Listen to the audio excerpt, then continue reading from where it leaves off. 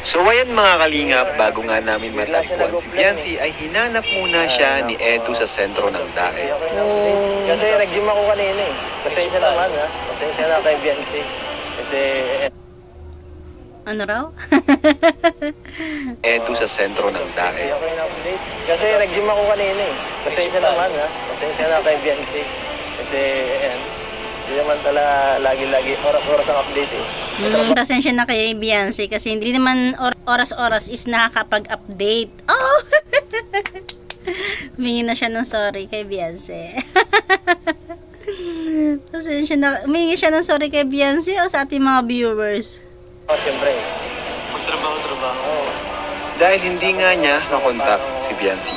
Ang huling usap lang nila ay nasa daet si Biancy, kaya naman pinuntahan namin siya sa alam ni Edu na posibleng puntahan ni Biancy.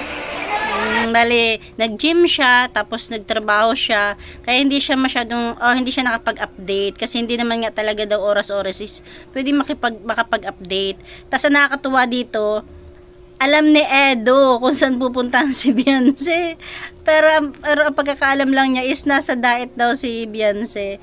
Alam niya kung saan pupuntahan. OMG. Sana andito siya. Finding Biancy. Finding Biancy ang title. Finding Biancy. Siyempre. Dapat di kami magkalayo guys. Nararamdaman ko. Chakra. Talaga to si Edu. Saan kaya yun? Grabe no? Wala ah. Ano? Hinahanap talaga nila no? Pwede naman i-chat. Yun tayo. Unang kaliwa. Hirap. Grocery. Uy, ganda rin ano dito ah. Escalator. Manual. Where are you? Yuhu, Biancy. Wifey, yuhu. Ibig sabihin, mahilig si Biancy pumasok sa mga ganyan, no? Yung mga, yung una, grocery store, tapos naman mga, para mga, window shopping. SM ito? SM yan, di ba? Oo. SM yan eh. Sa taas, third floor yan eh. Third floor yan. Fourth court yan eh. Ano yung picture? May picture lang. Kasi nakatakip yung mukha niya. Ha? Sa picture. Hindi siya yun, pinsan niya yun. Pinsan niya yun. Kasama niya yung pinsan niya. Oo, baka nakikipag-usap siya ngayon.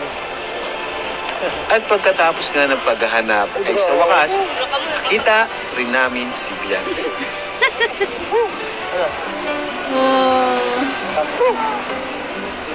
Di ko na, sa SM to eh.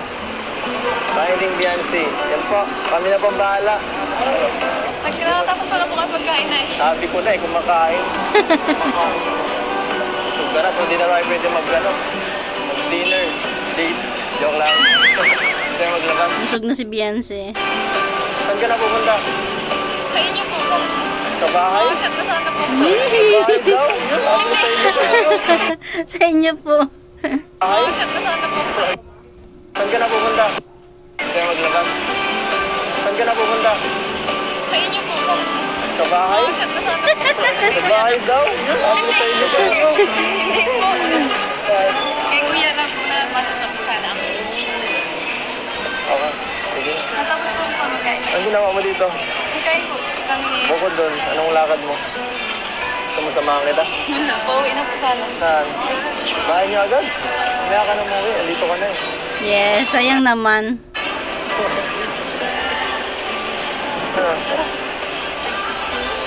Ay, sir, maporma mo ngayon ah, kakaiba. Siyempre naman. Basta? Alaman mo rin. Ay, Oh. pahinga muna. Familiar ba tayo rito? Ay, Bahay ni Edu. shit lang. Magtuka, ma. There's a lot of coming.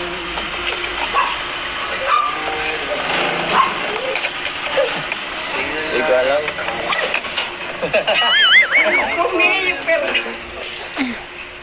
Nagulat din yung mama ni Edu. Bless po. There's a lot of colors Pasok na. Pasok na. within us. Pasok na. Don't rely on Mga aso dyan. to get you through Mga aso to. Madumi, pasensya na. May gagawa kasi. Ginagawa na yung bahay ni Edo. Sabi ko na eh. Yung mga ano pati dyan, may mga... Ay, ang Ay, cute. tambira. Sabi ko na eh. Maghubad yan ng sapatos si Beyonce. Magulo dito, butik. Ay, sige lang po.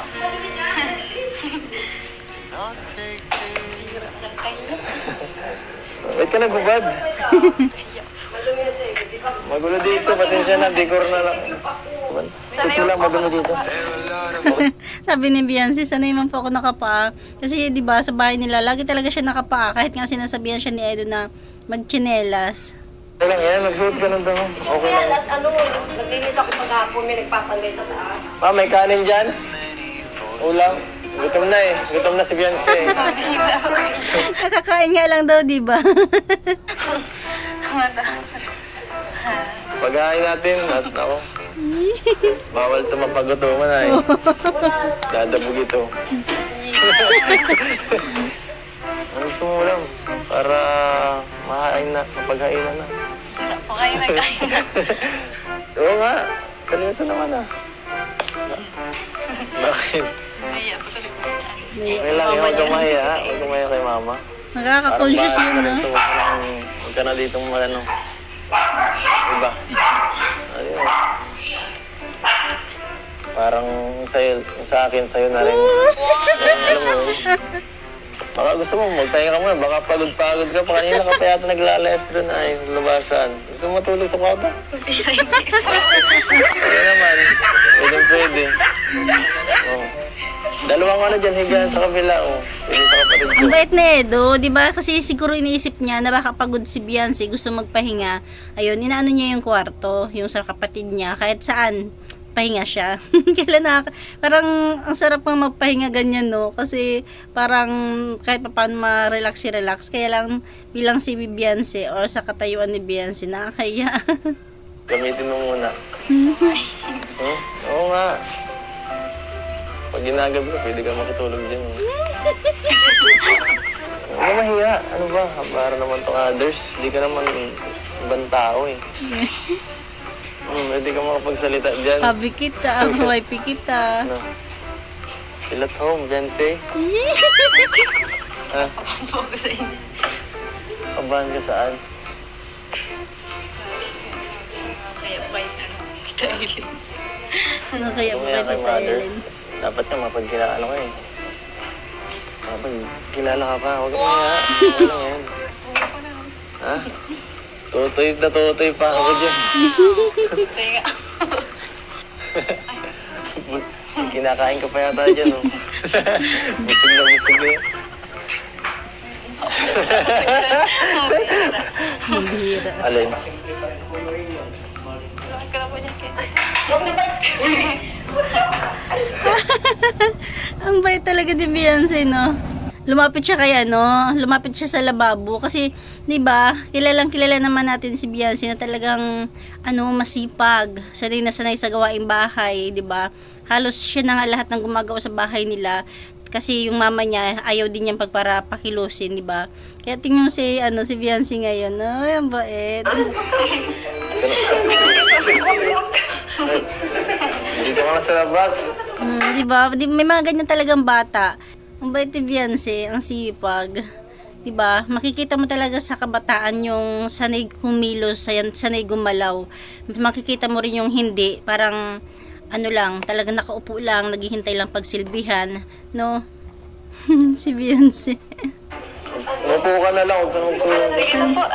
Meron pa naman, oh, madami. Kasi sa kanila, sanay na sanay talaga siya yung gumagawa.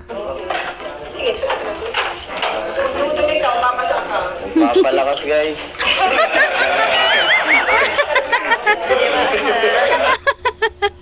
Talaga si Ed. Nagpapalakas guys. Pambira. Puka na lang, oh, puka na. Puka na lang. Puka na lang. Pati si Edo na sa mga niya no? Upo ka na lang. Diyan ka na lang, oh. Puka na lang. Hindi talaga mapakali si Beyonce. Patingin-tingin siya sa likod kay mama ni, kay Tita Ellen niya.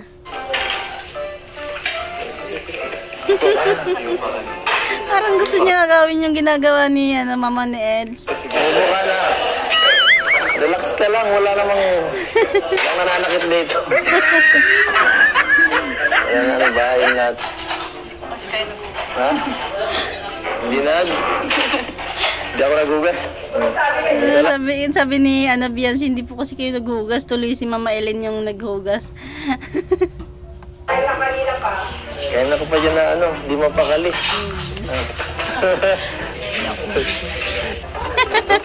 Di ba gaganyan-ganyan yung kamay ni Biancy? Naiya po kasi ako sa ginanyan ni Edo. Natetensa naman natin Biancy.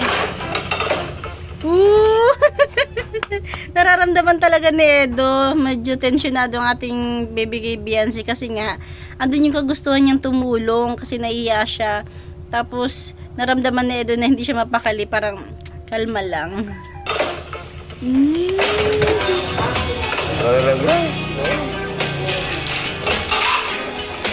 Kaso kulang ang kanin niya. Yata. Nakaupo na, tayo na naman siya.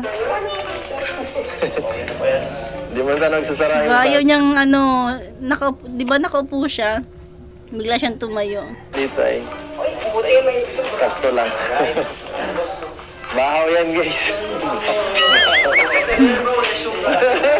Kain ka na. Kain na. Ha? Bahaw lang. Sige po. Subo.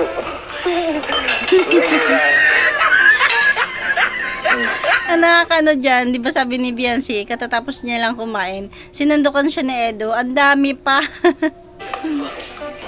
Kain po kami dun kanina. Ha? Kain po kami dun kanina. Ay, isa pa. Isa pa? Isa pa? Bawal dito ang hindi kumakain. Oh. Upo ka. Natatawa na lang si Ma'am Ellen eh. Uy, kumain ka. Ayaw kumain mo. Ayaw kumain mo. Sige po. Hindi ka marunong. Hindi yata ito marunong kumain eh. Ikaw po magkain na. Maglubo ka na po. Kumain ka. Oh. Kain na guys, kahit konti lang sa akin. Diet niya.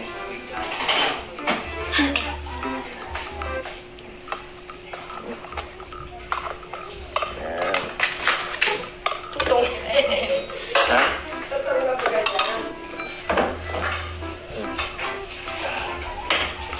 Yan. Kain sa bahay, oh. Okay.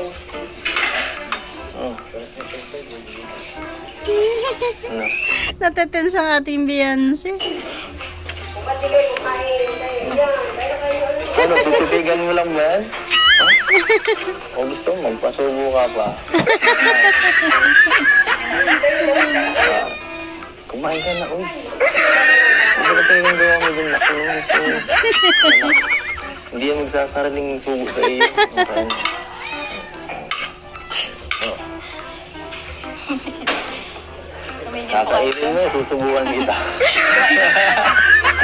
Nakain ka, susubuan kita. Gusto mo, nagsubuhan pa ang gusto mo yata. O, subuhan tayo, subuhan. Hindi. Kaya na po tayo.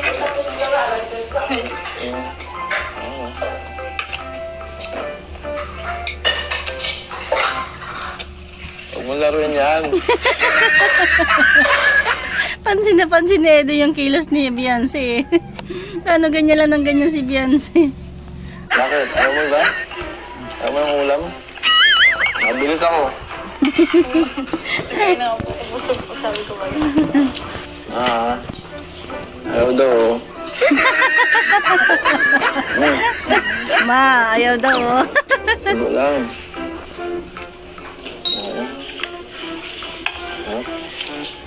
Sarap yan. Sarap yan. Siyempre, palagi mo kong pinapaano sa inyo. Pinapakain, pinapamerienda, di ba? Ayan, kunting ano naman. Ang bawi sa mga ginagawa mo. Di ba? Oh. Hindi yun, no? Siyempre.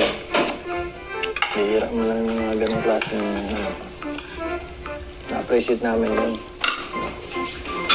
Ano kami? Ayaw mo yun. Subo mo ulit, subo mo ulit. Joke lang.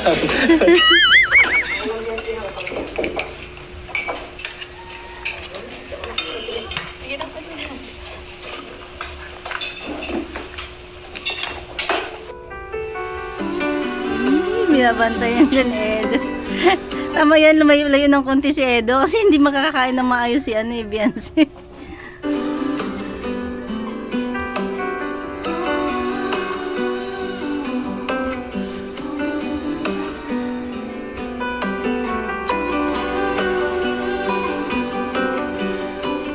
Sabi kita kay Beyonce. Nabihira. Si Tita. Ang tinasabi mo, maganda si Beyonce at tita. Oo naman, kitang-kita naman. Ebidensya. Mabait. Kapag ko dito si Beyonce. Lagi. Lahat ng upload mo ay di. Ano Yes. mga sabi mo dito sa EDC ko? Sa EDC. Ayos naman baga. Ayos na ayos. Ayos na ayos. Lahat naman ng love team mo maganda. Lahat ko pinapanood. Napanood mo tita lahat. Lahat ko pinapanood. Wala ko dyan Wow. isa pera. Kinukulang pa nga ako ng panoorin. Lahat ng kalinya pinapanood ko. Wow. Wala nang ginagawa eh.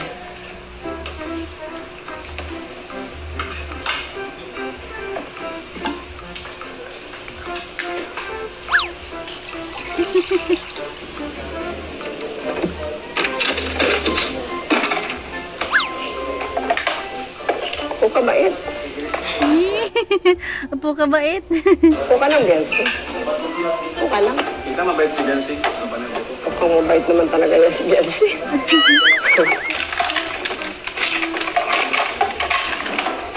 Kayo na si Beyonce. Unang yan sa inyo. Ano po? Nantayo na ako si Beyonce. O ka, Beyonce. Ang may yan.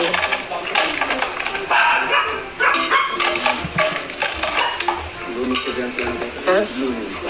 Oo, maganda talagang bata. Yes. Magalang, mabait.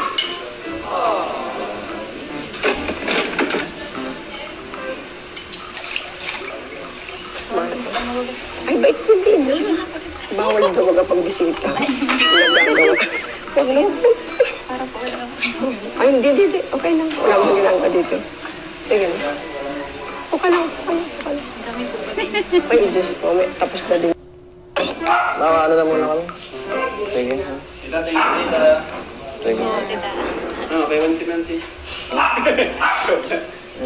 Beyonce, dito ka muna. Mag-vlog muna ka. Dito ka muna. Okay, Maricel.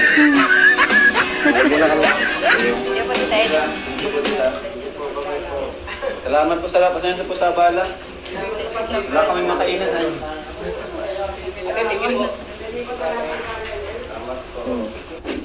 Bye-bye!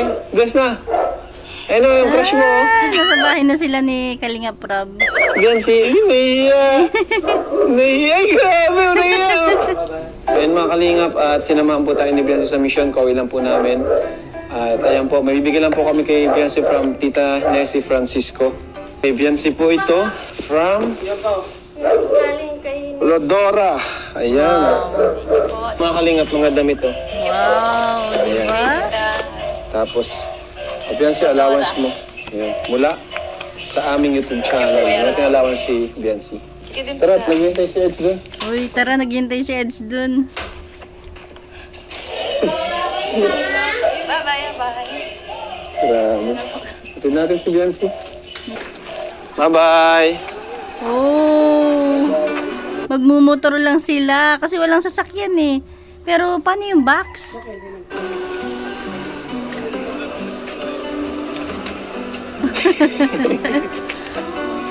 Ay, magmumotor lang sila.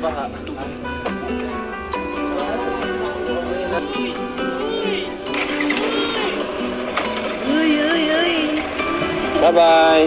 Bye. Nakaano ka siya, pitid.